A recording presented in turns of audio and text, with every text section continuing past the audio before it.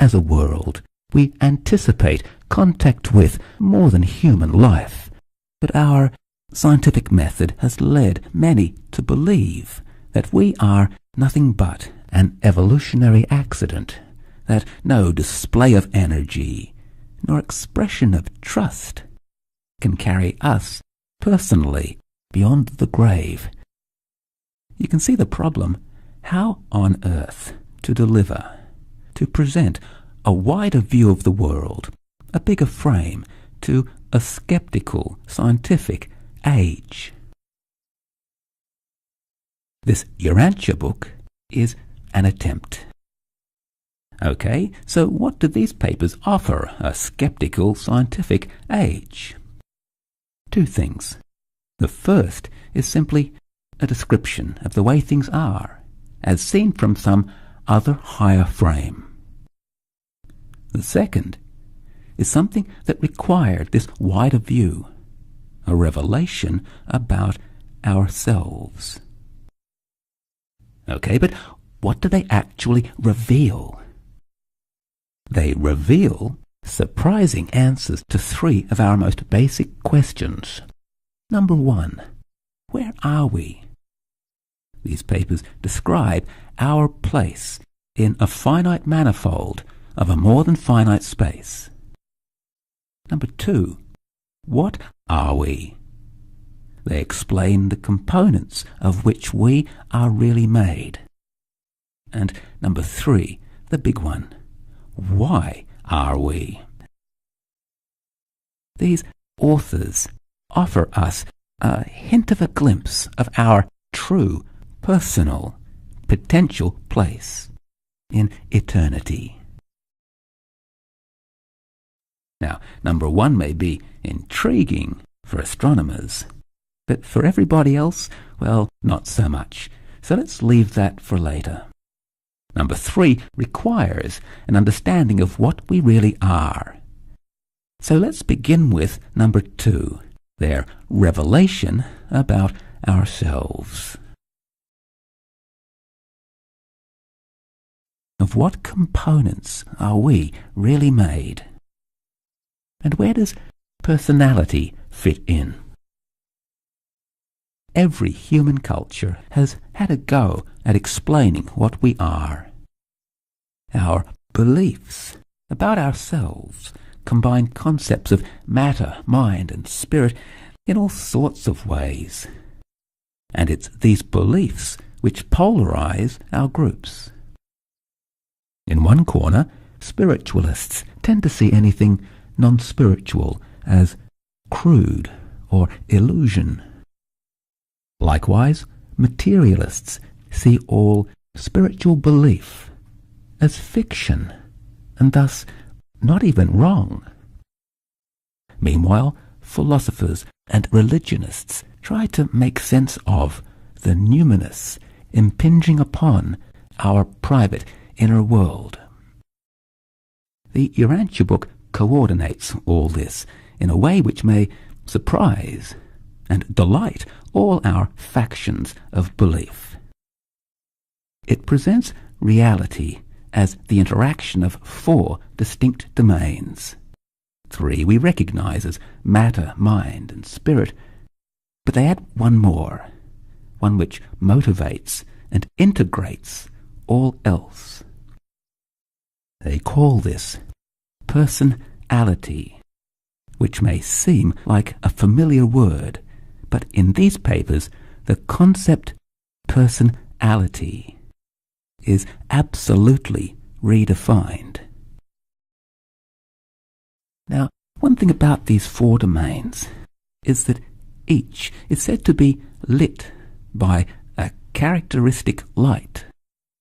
Material light, intellectual insight, spirit luminosity. Each of these forms of light serve as currency in the economy of its domain. So, what lights up persons? What serves as currency in the personal domain? This is where love comes in. Personality is illuminated by love. It's against this background of personality illuminated by love that these authors can at last explain the phenomenon of man.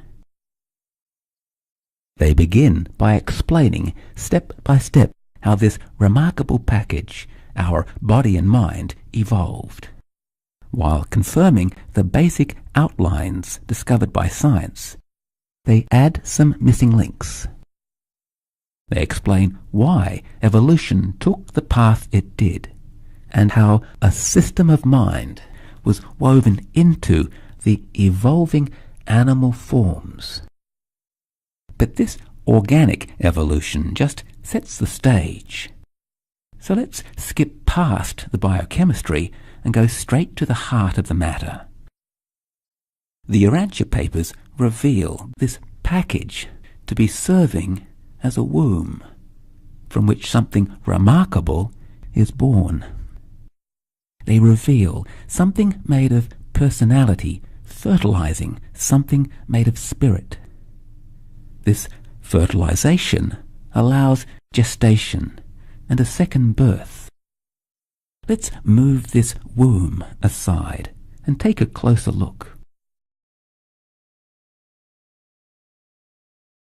We find three things: personality, an adjuster, and a soul.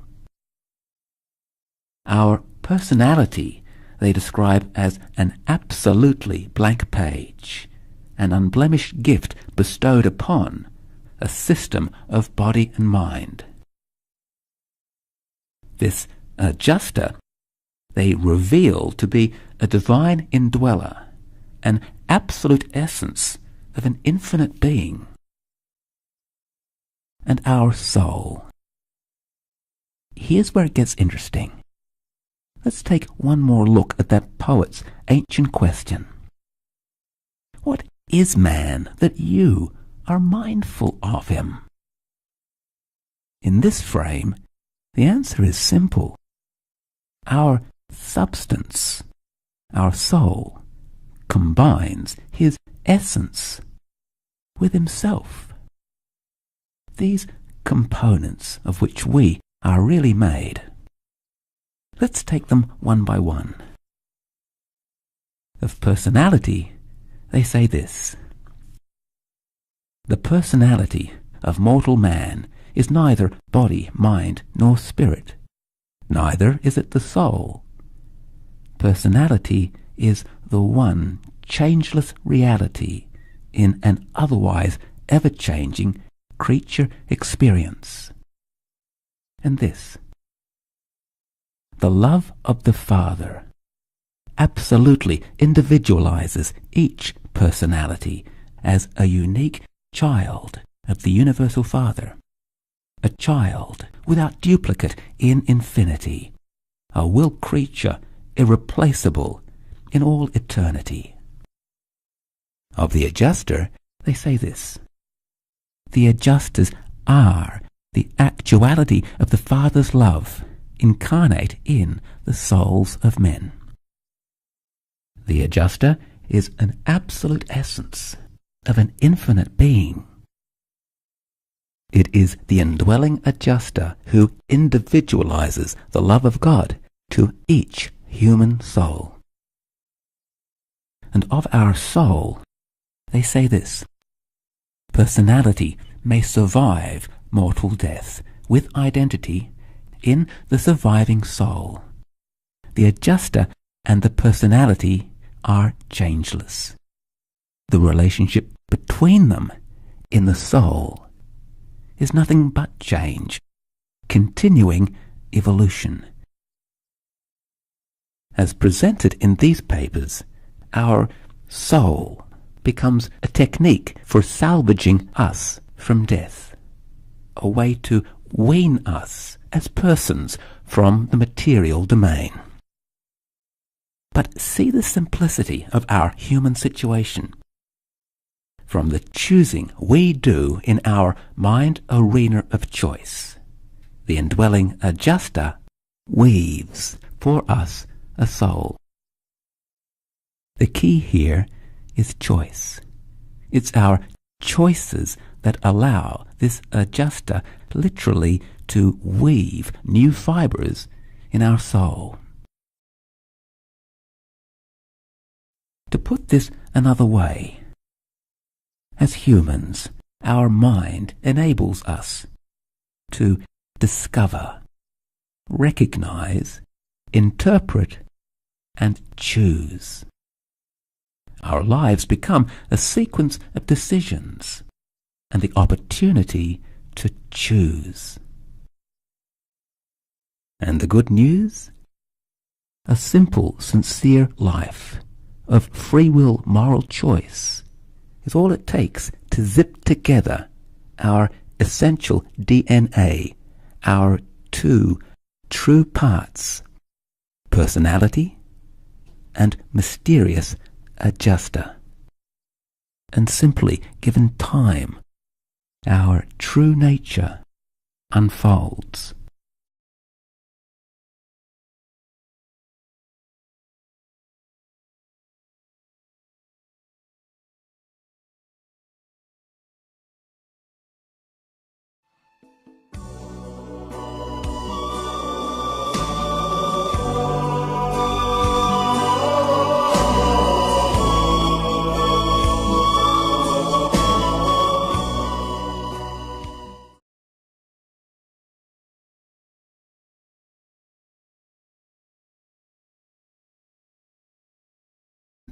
That no display of energy nor expression of trust can carry us personally beyond the grave.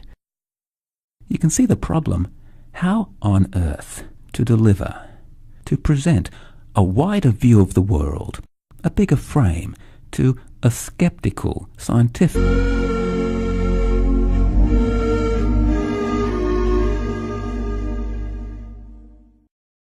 as a world, we anticipate contact with more than human life, but our scientific method has led many to believe that we are nothing but an evolutionary accident or higher frame.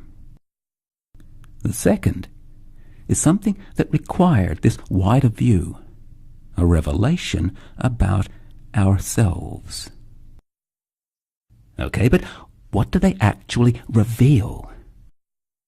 They reveal surprising answers to three of our most basic